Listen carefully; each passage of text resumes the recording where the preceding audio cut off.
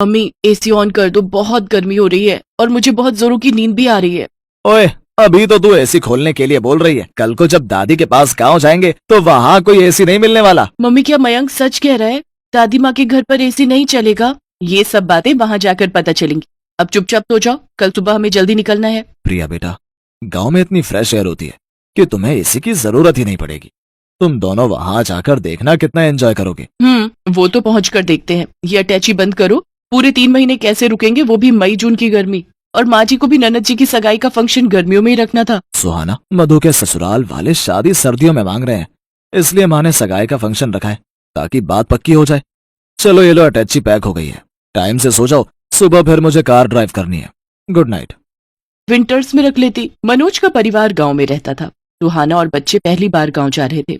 सुहाना की शादी के बाद उसकी सास और ननद ही शहर में रहने आए थे, पर सुहाना का कभी गांव जाना ही नहीं हुआ। मनोज की शादी शहर में ही हुई थी। पहली बार सुहाना बच्चों के साथ गांव जा रही थी, इसीलिए वो परेशान थी कि गर्मियों में न जाने गांव में क्या हालत होगी। बच्चों को एयर कंडीशनर की आदत है, पता नहीं वहां क्या हाल होगा। यही घबराहट सुहाना और बच्चों के मन में थी। अगले दिन मनोज सुहाना और बच्चों के साथ गांव पहुंचता है। सुहाना बहू, क्या बात है? जब पिछली बार पहले शहर में तुम्हें देखा था तो तुम्हारी सेहत बहुत अच्छी थी। बच्चे भी बड़े कमजोर हो गए हैं। क्या बात है, कुछ खाते पीते नहीं हो क्या? माँ, अब ये लोग गाँव आ गए हैं, अब इन्हें अपने हिसाब से खिला पिलाकर तगड़ा करो। हाँ बेटा, तुम चिंता मत करो। अब ये बच्चे मोटे ताजी सेहत वाले होकर ही शहर जाएंगे। ये लो बच्चों, ठंडी ठंडी मीठी लस्सी पियो। दादी, लस्सी वो क्या होता है? बिटिया, लस्सी जो दही से बनती है, पीकर देखो फिर पता चलेगा। दादी, मुझे भी लस्सी पीनी है। हाँ हाँ बेटा। मधु, ओ मधु, लस्सी के गिलास और ले आ बिटिया।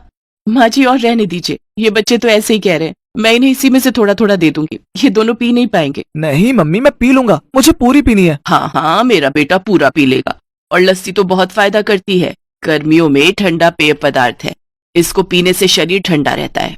मैं रेस लगाऊंगी, देखती हूँ तुम दोनों में से कौन जल्दी लस्सी पीता है। सुहाना देखती है प्रिया और मयंक गटगट लस्सी पीकर गिलास खाली कर देते हैं। उन्होंने बहुत शौक से लस्सी पी थी। कई बार सुहाना शहर में बच्चों को दूध या दही देती थी तो नहीं लेते थे, जबरदस्ती देना पड़ता था। पर आज तो दोनों बच्चे लस्सी को एकदम से पी गए। दादी, मैं फर्स्ट हूँ। दादी, मैं फर्स्ट हूँ। हाँ हाँ, दोनों फर्स्ट आए हो। अब तुम दोनों को इनाम मिलेगा। ये देखो, बाग के पके हुए मीठे मीठे रसीले आम। तुम दोनों बच्चों को आम पसंद है ना? वाह, मैंगो। मैंगो तो मुझे बहुत पसंद है। बस, तो फिर अब हम इन आमों को बाल्टी में ठंडे पानी में भिगो देंगे ताकि इनकी गर्मी निकल जाए और ये ठंडे हो जाए। फिर मैं इन आमों को रात में तुम्हें खाने के लिए दूंगी। सच माँ, बच्चे गांव आकर कितना कुछ सीख जाएंगे। बस आज पहला दिन है ना, तो ये सोच रहे हैं कि बच्चे कुछ नहीं कहेंगे। 1-2 दिन बाद देखना कितना शोर मचाएंगे। अब आज रात को जब इनको एसी नहीं मिलेगा ना, तब पता चलेगा शहर की गर्मी और गांव की गर्मी में कितना फर्क है।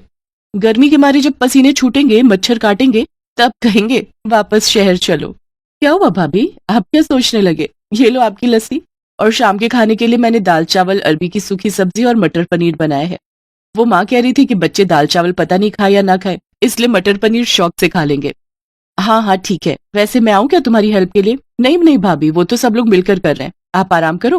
कितने दिनों बाद तो हमसे मिलना हुआ है। मैं थोड़ी देर में खाली होकर आपसे बात करती हूँ, आप माँ के साथ बैठकर बातें करो। बच्चे गाँव आकर सचमुच बहुत खुश थे। वो अपनी दादी और बाकी सब रिश्तेदारों के साथ खूब हंस खेल रहे थे।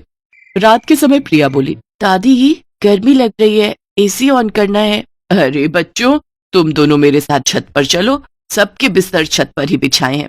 माँ, कितने दिनों बाद आज हम सब मिलकर छत पर सोएंगे। सचमुच बहुत ही बढ़िया नींद आएगी। अब तो मेरी आंख सुबह ही खुलेगी। मधु, मुझे तो एक मोटी चादर दे देना, रात को ठंड हो जाती है। ठीक है भैया। मनोज, कितनी बार तुम्हें कहा था कि गांव आने से पहले एक एसी गांव में भिजवा दो ताकि यहाँ फिटिंग हो जाती तो हम कमरे में आराम से सो सकते थे। सुहाना, हम लोग शहर में रहते हैं और मधु कुछ टाइम बाद अपने घर चली जाएगी। माँ को एयर कंडीशनर की आदत नहीं है। मैंने माँ को कहा था, पर उन्होंने कहा था कि वो कभी यहाँ रहती है, कभी हमारे पास शहर में, तो एयर कंडीशनर लगाने का फायदा ही क्या। यहाँ पर तो सब लोग छत पर ही सोते हैं, बहुत बढ़िया नींद आती है। यहाँ कोई नहीं चलाता एसी, सबको खुली हवा में सोने की आदत है। और देखो, बच्चे भी माँ के साथ कितने आराम से छत पर सोने चले गए। सुहाना देखती है कि बच्चे छत पर अपनी दादी के साथ लेटे हुए कहानी सुन रहे थे और कहानी सुनते सुनते सो गए। सुहाना हैरान रह जाती है। कुछ दिनों बाद मधु की सगाई का फंक्शन बहुत अच्छे से हो जाता है। बच्चे जब तक गांव में रहे उन्होंने एक बार भी किसी बात को लेकर जिद नहीं की। गांव की गर्मी का असर बच्चों पर बिल्कुल भी नहीं हुआ। सुहाना समझ जाती है कि उसकी सोच गलत थी। बच्चों ने गांव की गर्मी को खूब एंजॉय किया।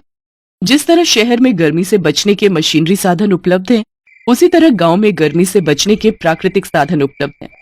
वो खुश थी कि बच्चों को हर स्थिति में रहने की आदत हो गई, भले ही वो गांव में रहे या फिर शहर में।